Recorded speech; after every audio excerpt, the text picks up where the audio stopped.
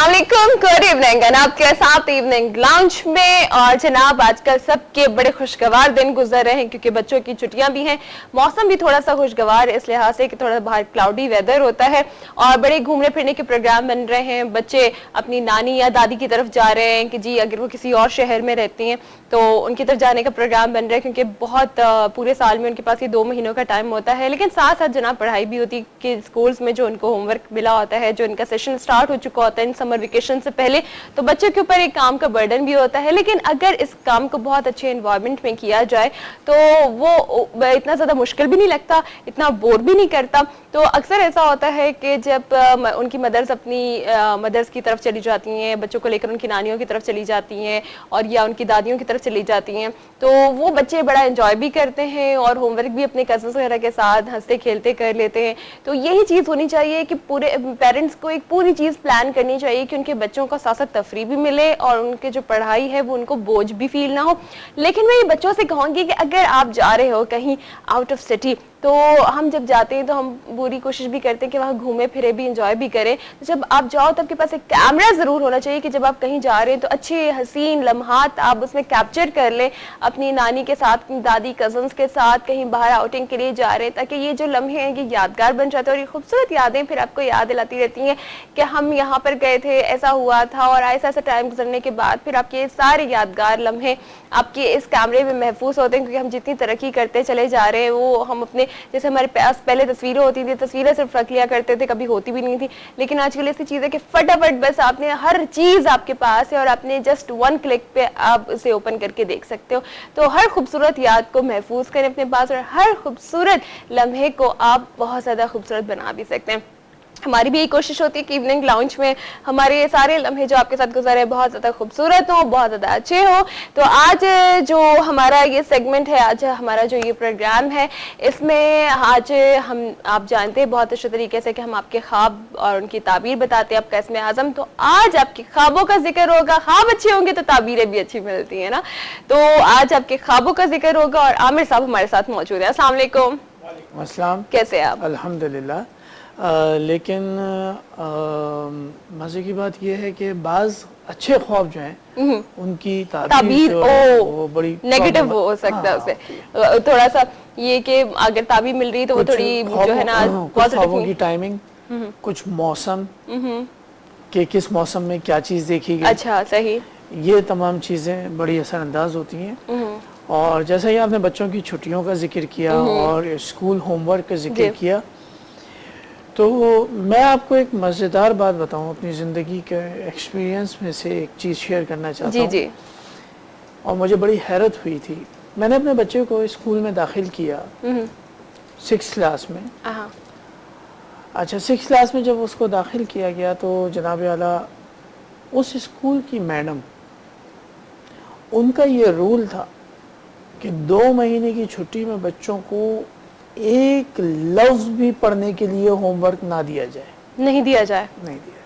और सिर्फ वैसे अच्छी और बच्चों को रच कर एंजॉय करने दिया। वैसे ये बड़ी अच्छी बात है, ये उनका सेंस था। देखें ना, जबरदस्त बच्चे जब पढ़ाई कर लिए अब उनके पास फ्री टाइम, तो ये होना चाहिए था।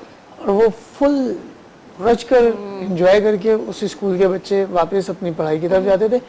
और उनका इसमें एक और मतलब अंदाज़ फ़िक्र ये था कि वो ये कहती थी कि बच्चों को जब हम बिल्कुल फुल रिलैक्स कर देंगे और घूमने फिरने की उनको आज़ादी होगी, कोई उन पर बर्डन नहीं होगा, तो जब वो अपनी छुट्टियां गुजार के वापस आएंगे तो वो फिर पढ़ेंगे, नहीं वो फुल एनर्जेटिक हो गया। बिल्कुल, और वो पढ़ाई की तरफ उनका माइंड ज्यादा जाएगा कि आप खेल कूद के अब आते हैं पढ़ाई की तरफ। अच्छा, लेकिन अगर देखा जाए तो फॉरेन कंट्रीज में तो होता ही है कि हमारे यहाँ तो क्या किया जाता है कि जी जब बच्चे स्कूल जा रहे हैं, और मैं वेकेशन की बात बिल्कुल भी नहीं कर रही हूँ, बच्चे स्कूल जा रहे हैं, जब वापस आते हैं, एक तो उनके बैग्स इतने ज्यादा भारी होते हैं, इतना मतलब लोड होता है बैग्स का, उससे उनकी हाइट कम रह जाती है, उनकी बैक प्रॉब्लम्स हो जाती हैं। और दूसरी बात है कि जब वो जब स्कूल में इतना टाइम उनका लिया जाता है, फिर जब वो घर आते हैं तो इतना सारा होमवर्क होता है, इतने सारे टेस्ट मिले होते हैं, टेस्ट की तैयारी हो रही होती है, बहुत सारी चीज़ें होती है जो उन्हें याद करनी होती है।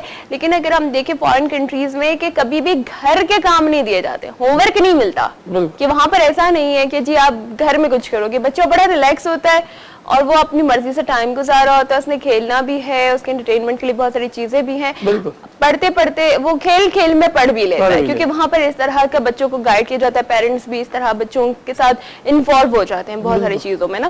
ہمارے آج یہ بس اسکول میں پڑھا لیا اور گھر میں سارا کچھ لے کے بھیج دیا, پھر بچے کیا کرتے ہیں گھر میں ایک الگ ان کے, اور پھر ٹیوشنز الگ ہوتی ہیں.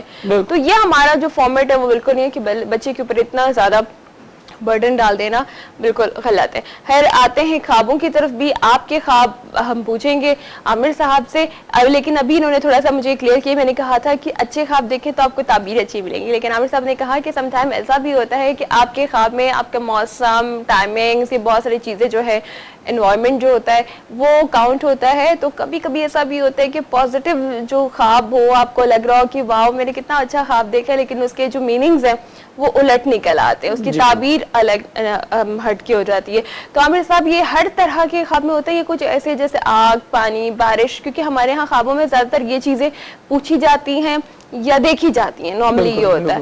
تو مجھے بتائیں, جیسے آپ نے دلہن کا بھی ایک بار بتایا تھا کچھ برائڈ کے وہ بنی ہوئی ہے یا نہیں ہے, اس کے ہاتھوں میں مہندی لگی ہے یا نہیں, جی تو بتائیے گا. یہ چیزیں ہوتی ہیں کہ اگر کوئی لڑکی اپنے آپ کو دلہن بنے ہوئے دیکھے اور اس کے ہاتھوں میں مہندی لگی ہوئی ہے تو وہ سمجھ لیجئے کہ اس کے لیے پرابلم نظر آ رہی ہے, اور بہت سیریس پرابلم ہو سکتی ہے. اس کے ساتھ خدا نخواستہ کسی قسم کا کوئی حادثہ ہو سکتا ہے, کوئی بیماری ہو سکتی ہے, اور اس حد تک ہو سکتی ہے کہ وہ اس کے لیے خدا نخواستہ جان لیوا ثابت ہو.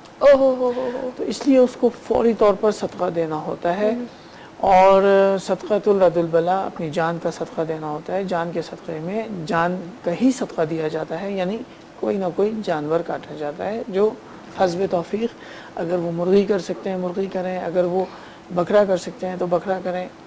وہ اس کا پورا طریقہ کار ہوتا ہے. صدقے کا نیت پڑھنی ہوتی ہے, ویران جگہ پہ جا کے جانور کو ذبح کرنا ہوتا ہے, چھری اور جانور وہیں چھوڑنا ہوتا ہے. یہ ساری چیزیں, اس میں احتیاط یہ ہوتی ہے کہ پیچھے پلٹ کے نہیں دیکھنا ہوتا اگر آوازیں آئیں یا نہ آئیں. صحیح, پورا ایک پروسیجر ہے. ہم سب کالر کو بھی شامل کریں گے, دیکھتے ہیں ہمارے ساتھ کون ہے. السلام علیکم. السلام علیکم. ہیلو, السلام علیکم. جی وعلیکم السلام, اپنا نام بتائیے گا. جی میں وجیہ بات کر رہی ہوں کراچی سے. مجھے خواب بتانا ہے. رات کو 3 بجے کے ٹائم میں نے خواب دیکھا تھا کہ ایک ہم بہت میدانی علاقے میں ہیں, میں اور میرے ہسبینڈ اور میرا بیٹا.